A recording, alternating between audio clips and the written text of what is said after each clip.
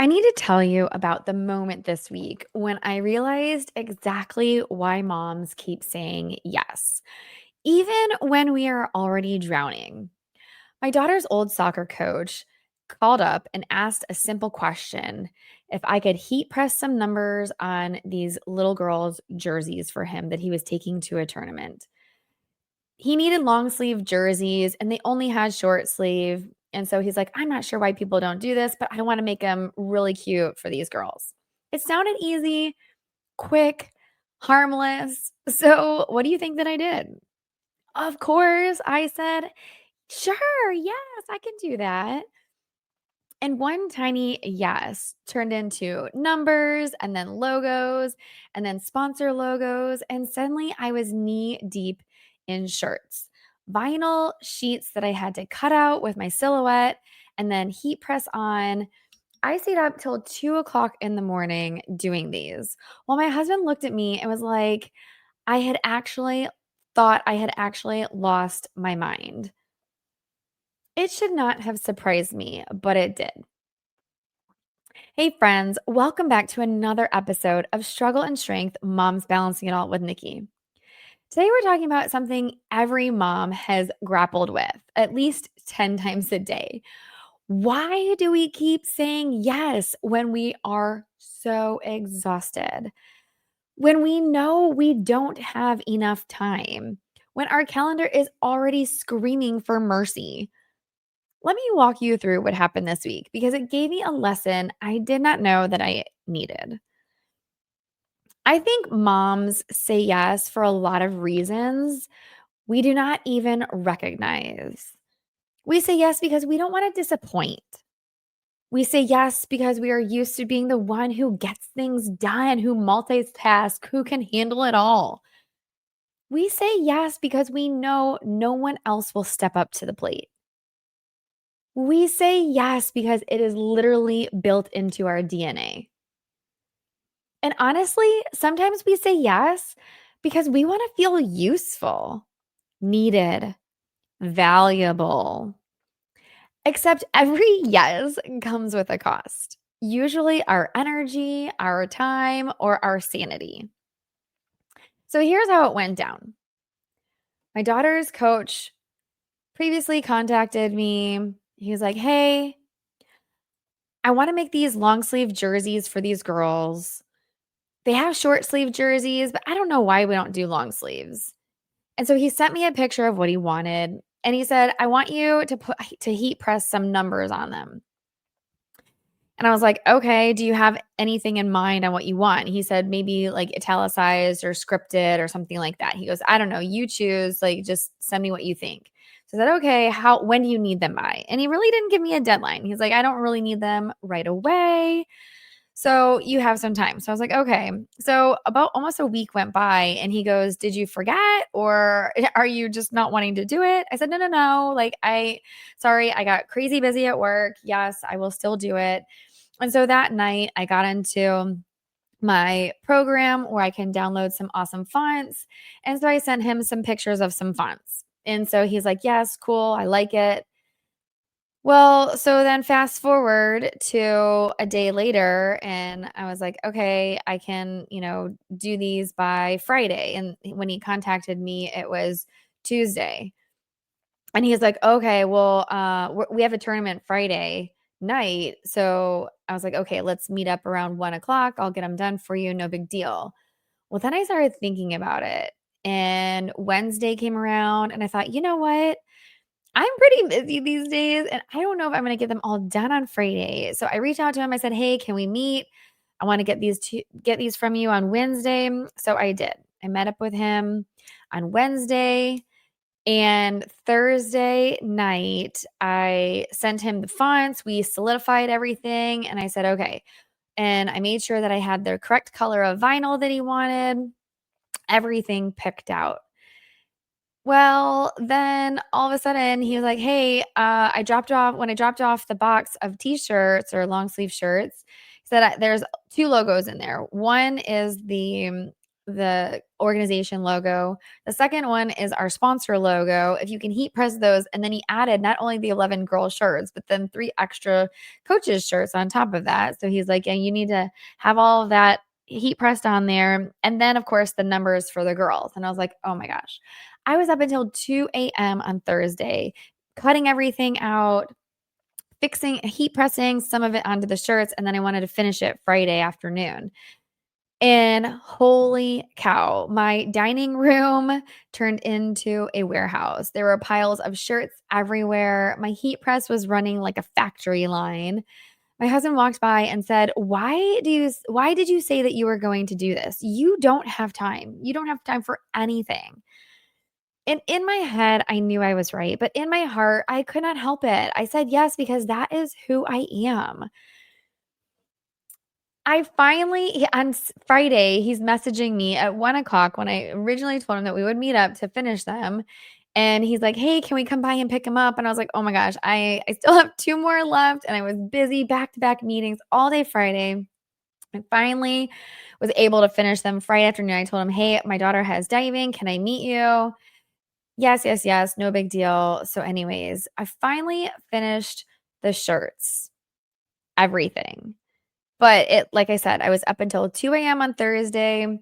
And then Friday, I finished them probably about 4 p.m.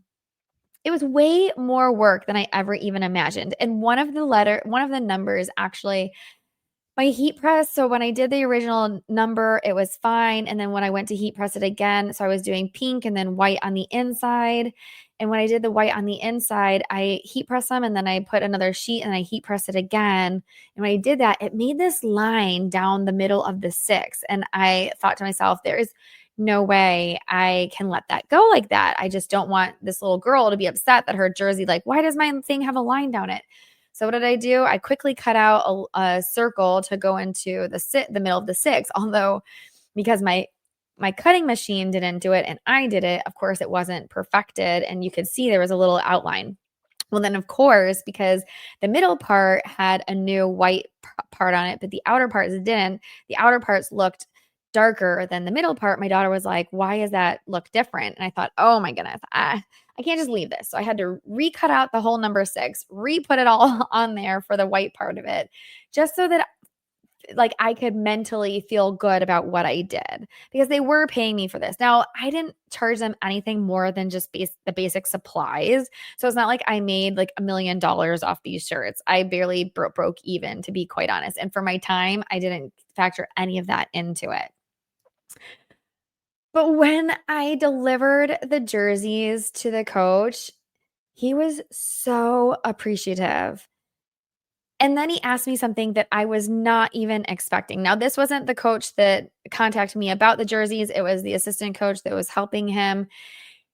He goes, "Do you also do like hats, t-shirts, gear?" He goes, "My small business might need some extra items made, and I want to go local, and I would love to give the business to you." I was like, "What?" I mean, I was not expecting that. But it reminded me that sometimes our yes opens doors that we never even knew existed. And then that night, I was actually not even that night, it was the next day. I'm getting mixed up on my days. It was yesterday. We went to my daughter's soccer game after being at the OU football game. We raced home to get to her soccer game. And my middle child was like, "Mommy, the jersey." And I looked over because I was like, "What is he talking about?" And one of the little 6-year-old girls that is on this 2019 team was over right next to us playing, and she had the jersey on that I made. Of course, I ran over to her and I was like, "Oh my goodness, your jersey is so cute. I made them. Do you love it?" And she said, "Yes, we loved it." And I made her turn around so I could see the front and the back and see how good it looked. It fit her so perfectly. She was smiling from ear to ear. And then I reached out to my daughter's previous coach that had contacted me. I said, "Oh, I saw the little girl wearing them tonight at the tournament. She's so cute." And he sent me a picture of all of the little girls wearing their jerseys. It was so adorable. And he said that they absolutely loved them. And that made me feel so good. And that is the reason, like, this hit me so hard. saying yes is not the problem. The problem is saying yes without intention. I did not say yes to make money. Obviously, I didn't even make money. I did not say yes for praise. I said yes because I was helping people, and that is who I am. It's who most moms are. But here's the real shift. I need to choose yes with a purpose, not from guilt, not from pressure, and not from habit.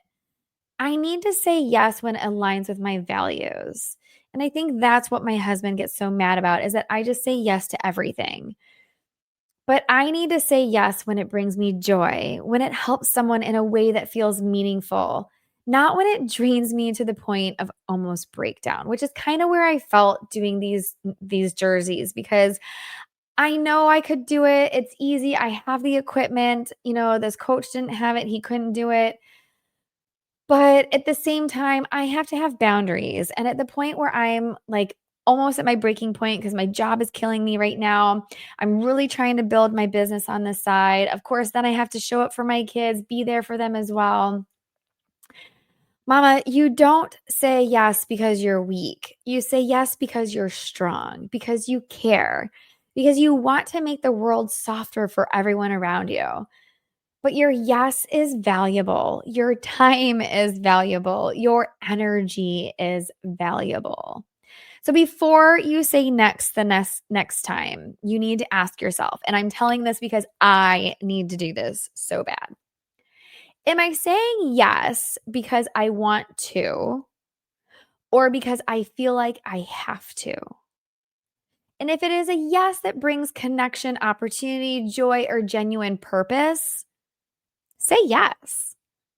But if it's a yes that steals your peace, you're allowed to say no.